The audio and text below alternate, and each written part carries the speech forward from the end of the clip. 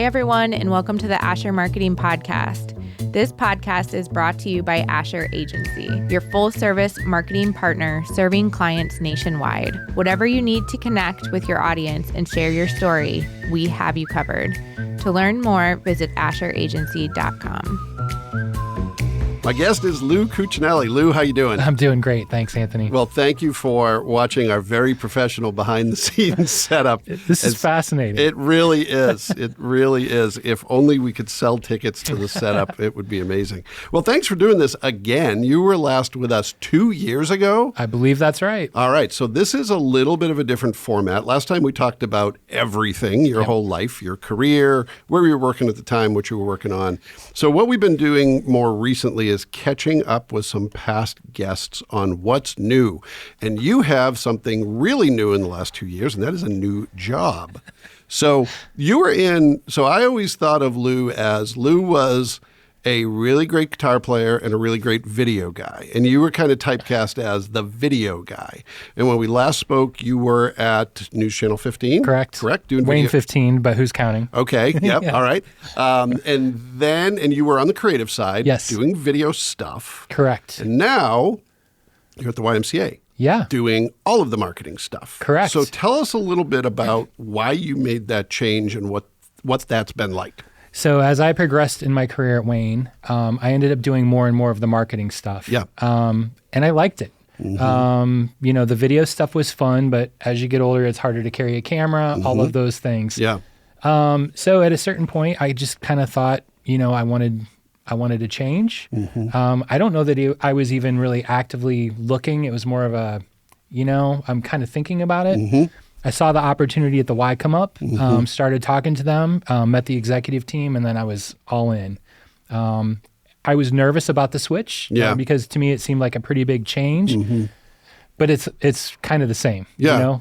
Well, and you had been, I don't want to say comfortable, but News Channel 15 was kind of a soft landing for you. You knew some people there. Correct. And all of a sudden you're working at a place where I suspect you didn't know anyone. Nope, not a soul. So what was that onboarding like? How did they get you a little bit more comfortable with the organization? So I think the executive leadership team there, when I joined, was all pretty new themselves. So they were kind of still figuring out, the direction they wanted to go. Yeah.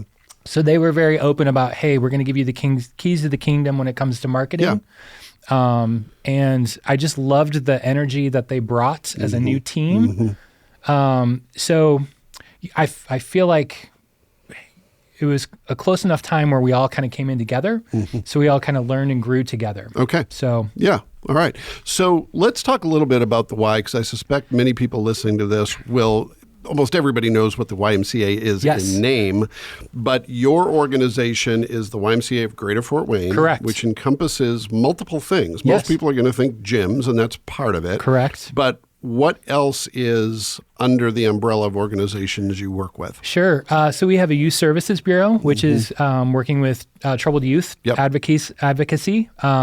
We have a Child Care Services branch, which is one of the largest providers of child care in Allen County. Yep.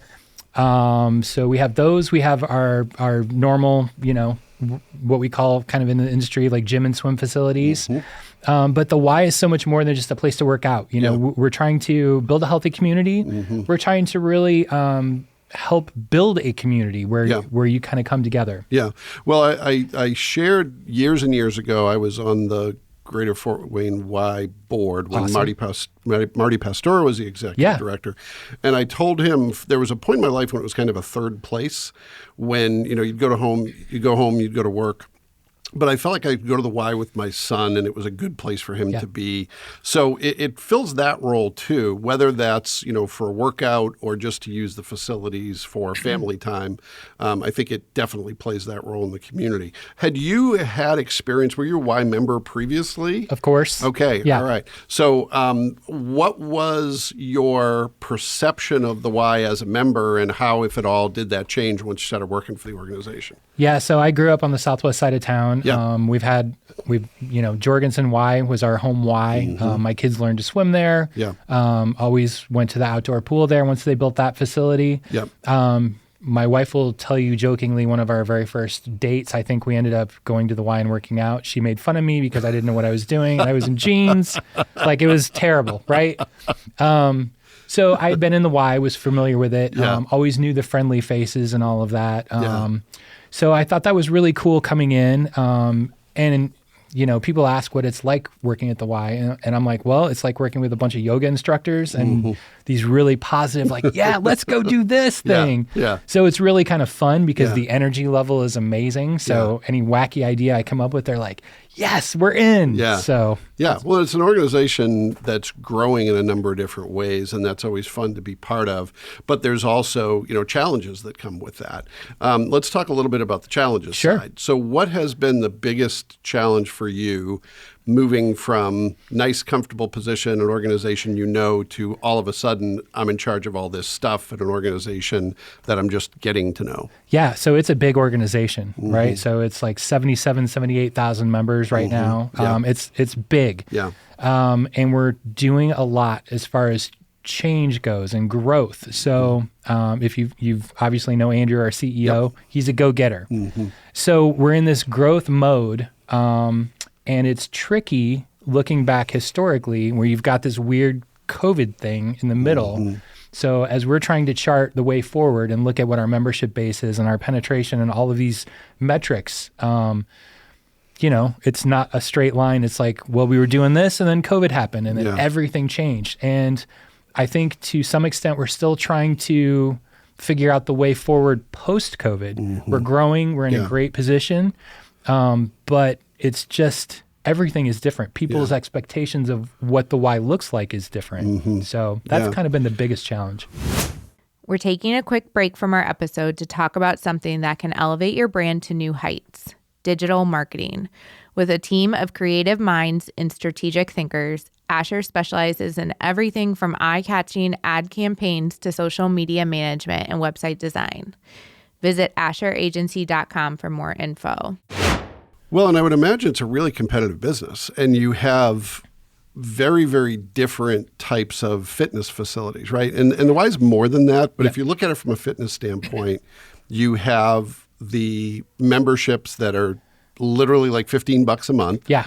And it's, you come in and use the equipment and that's about it. You have higher end facilities that are very high touch, personal training.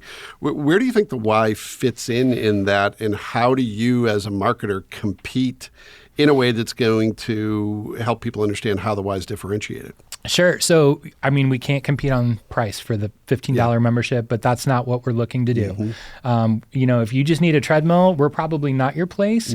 But if you want to bring your kids and you want childcare provided while you're doing it, if you want all of the group exercise classes, all of those things, you want the pools and the world-class facilities we have. We have state-of-the-art equipment in all of our branches. So we've kind of carved out that middle ground. But it you kind of touched on it where, it's that third place. I don't think you find that at the $15 a month gyms. And then the super boutique-y ones are very performance related. And we want to be that place that's just a welcoming place for whatever you need. If you're an active older adult, come on in. If you're a 12-year-old kid, come on in. If you're the family, if you're anywhere in between, we want to provide that experience for you. Yeah, well, and one of the things that has been interesting to watch from the outside is some of the changes the Y is making to compete. Am I correct that you just started 24-hour access? How is that going, and how are your members responding to that? Yeah, so it's been great. So we just announced 2 additional facilities, which would bring us to 4 total. Okay. Right? So Whitley County was our first. We kind of picked a small branch to launch there just to work out the kinks. Yep. The response was great. Yeah. Then we went to our Jackson-Lehman facility, which is northeast. Yeah. One of our bigger, more super modern branch.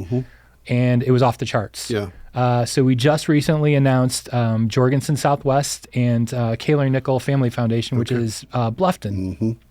Response has been great. We're at 600-700 members so far. We'll be at over 1,000 by the end of the year. Wow! So that is a way of easing the demand during those peak hours. Is that part of it?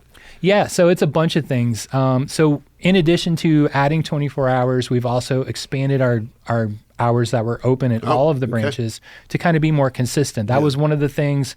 Again, pre-COVID, we had certain hours. Post-COVID, we kind of were working up to it. Staffing's always a challenge. So we made that change this fall. So we're open earlier and later at a lot of our facilities. But yeah, the 24-hour is not necessarily for the middle of the night. It's that 1 or 2 hours before we open and the 1 or 2 hours after we would close. But yeah, it does exactly that. It thins those busy times out. So now you've got a longer, runway of people are working 24 hours. They come in when it's not very busy, obviously. And that makes it better at 6 a.m. or 7 a.m. Yeah, for sure.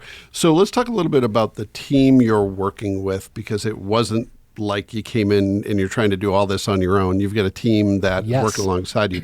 Tell us a little bit about that team. How large is the team? What specialties do you have on the team, and how do you all work together? Yeah, so I'm super lucky to have a great team. When I came in,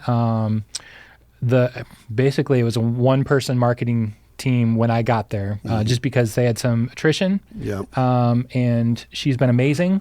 She's kind of everything I'm not. So I'm kind of the dreamer guy. I'm like, hey, what if we did this? What if we did that? And she's very much like, okay, well, if we do that, we need to do that. So we're a good yin and yang together. And then we brought in an additional marketing person who's doing a lot of the social posts and things like that. So it's a small team. I'd consider us all pretty generalists. We're not super specific, but that's the nature of the why. But it sounds like you get to focus on strategy and big picture, which is really where your focus should be. Correct. Yeah. Well, that's great. Well, that's great that you have those folks who can help you stay focused on the bigger picture, while also making sure that everything keeps going and the messages stay out there. So in terms of looking ahead, so you've been at the Y now for about a year. What do you hope you'll experience over the next 6 to 12 months? What are you aiming at? What are you planning for? What's on your to-do list moving forward? So coming off of 24 hours, which has been kind of the big success this year, we've got a couple things up our sleeves that I can't really talk about, but they're awesome. I was hoping I was going to trick you into revealing some secrets. Good job. Good job. I'll just deflect that. No, we're looking at growth, and we're looking at opportunities for growth. How can we expand? How can we maximize the facilities that we have? We look at our suburban ring facilities, the 3 that are kind of just outside of Fort Wayne's city limits or in the suburbs. And those are pretty full. And then we've got some spaces more in the city that are a little underutilized. So next year, I think we'll really look at trying to maximize the usage at those underutilized facilities. Well, and it's definitely a reflection of the growth in Northeast Indiana overall. I think if you ask most Y members, they'll say they love the Y, but they wish that there were more treadmills available. Or there was more, capacity. We hear it all the time. But my suspicion is if you doubled capacity, demand would double and you'd have the same problem. It's really crazy. So if you spend the day at a branch, it's really neat to see kind of the turnover of the day. So you get these, when the doors open, you get the people that are like really in there to work out serious. And then you get kind of the moms and the before work people. And then it kind of shifts to the stay-at-home moms and then the active older adults and then to the kids. And it's really crazy to watch that over a longer period of a day. And I've had the experience now that I've lived in Fort Wayne proper for 25 years. I think I've been to almost every Y in Fort Wayne and at different times. Awesome. And it really is distinct audiences. But there's sometimes when it's unpredictable too. I remember Jackson Lehman, it's super busy in the morning, right? And I was an early morning, not the first person there, but usually there before 6 or right around there. And it was super busy all the time. So I said, okay, maybe I'll switch and I'll go mid-afternoon. Mid-afternoon, like high school gets out and all the kids are there. So, that's a good sign from a marketer's standpoint, all that demand, and then it's just a matter of how do you keep people happy. Well, and it's unique too because each of our branches has a different personality. So, as we market, like I want to retain that personality. I want the brand to be the brand, and I want the marketing to be consistent and relevant. But, each branch has its own personality, which is a really cool thing. Yeah. Well, and how do you, let's talk about that consistency piece, because you've got the unique brand of YMCA of Greater Fort Wayne, but it's part of a globally recognized brand that obviously wants some consistency and wants, the Y to speak with, a certain tone of voice. And then you have the individual branches, which do, as you mentioned, have their own personality and serve, in some cases, very different populations. How do you manage all that so from a branding standpoint? That is easily half my job. Like, cool, or no, let's not. And usually it's subtle tweaks. The intention is always good when the branch comes in with something. Flyers is a huge thing at the branches, which is kind of crazy to me. Like, really, we're talking about printed flyers here?